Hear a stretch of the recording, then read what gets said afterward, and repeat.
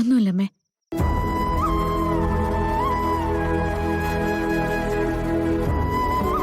ചെറിയ പനിയുണ്ടല്ലോ. അതൊന്നും സാരമില്ല. അങ്ങനെ പറഞ്ഞാലോ? ഒരു കാര്യം ചെയ്, ആദ്യം മോള് ഭക്ഷണം കഴിക്കേ. അമ്മ മുത്തശ്ശിയോട് ചോദിക്കട്ടെ. എനിക്ക് ഭക്ഷണമൊന്നും വേണ്ടമ്മേ.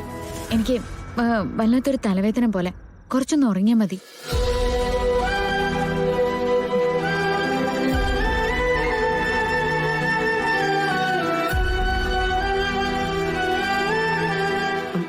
അമ്മേ, മോൾക്ക് കഴിക്കാനൊന്നും വേണ്ടെന്നാ പറയുന്നേ. പനിക്കോളും ഉണ്ട്.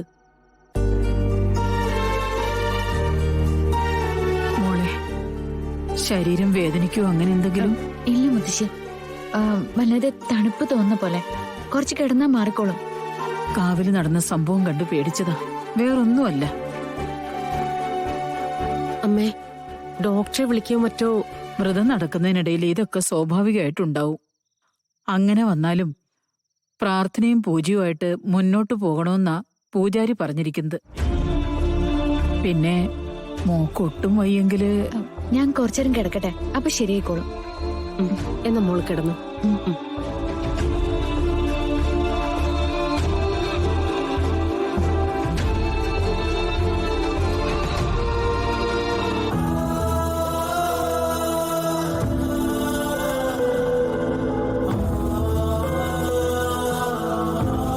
പോയിക്കോളൂ, ഞാൻ മോളുടെ കൂടെ ഇവിടെ ഇരുന്നോളാം. അതും വിധിച്ചിട്ടില്ല. പൂജാകാര്യങ്ങൾ ഏറ്റെടുത്ത ആള് തനിച്ചായിരിക്കണം എന്ന് തന്നെയാണ്. നീ വാ, കുറച്ച് കഴിഞ്ഞിട്ട് വന്ന് നോക്കാം.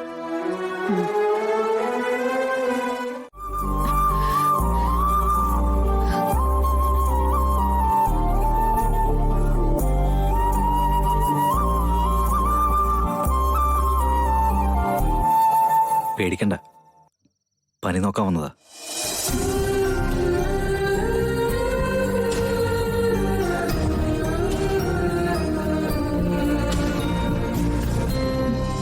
എടോ, നമുക്കെന്നാ ഹോസ്പിറ്റലിലേക്ക് പോയല്ലോ.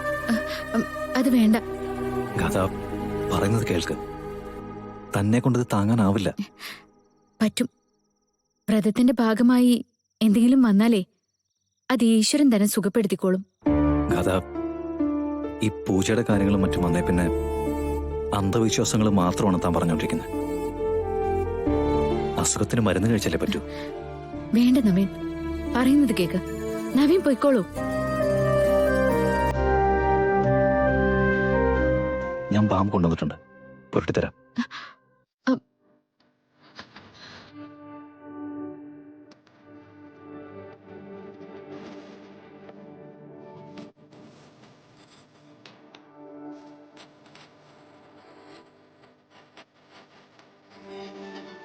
നീലമാലാകി നിന്നോ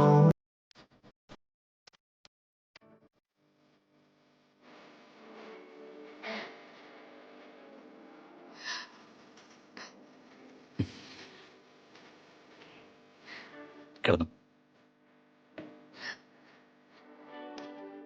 കിടന്നു.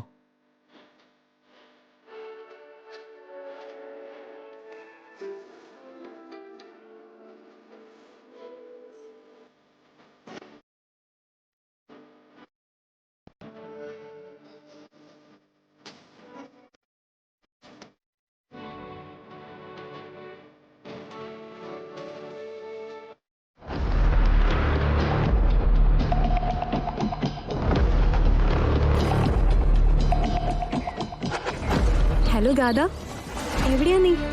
ഹണിമൂൺ? ഓ, ഹണിമൂണൊന്നുമല്ല, ഞാൻ വീട്ടില. അതെന്തു പറ്റി?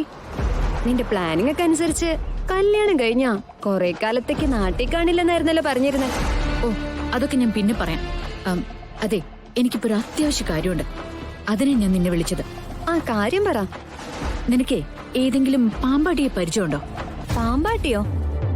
അതെ, ഈ പാമ്പിനെയൊക്കെ കൊണ്ടു നടക്കുന്ന ചിലരില്ലേ, ഈ ലൈക്ക് മകുടിയൊക്കെ ഊതുന്ന. എന്താ മോളെ പാമ്പിന്റെ പരിപാടി? കല്യാണം കഴിഞ്ഞ കുറച്ചു നാളുകൾക്കുള്ളിൽ പേരിനെ പാമ്പിനെ കൊണ്ട് കടിപ്പിച്ചു കൊല്ലുന്ന പുതിയൊരു ഐറ്റം ഉണ്ട്. അങ്ങനെ എന്തെങ്കിലും പ്ലാൻ ചെയ്യാൻ സമയമായോ? ഗാതെ, ആ നവീനെ നീ കൊല്ലൂടി. അയ്യോ, ഡോണ്ട് ബി സില്ലി. ഇത് വേറൊരു കാര്യത്തിനാ. വേറൊരു കാര്യത്തിനെന്ന് പറഞ്ഞു?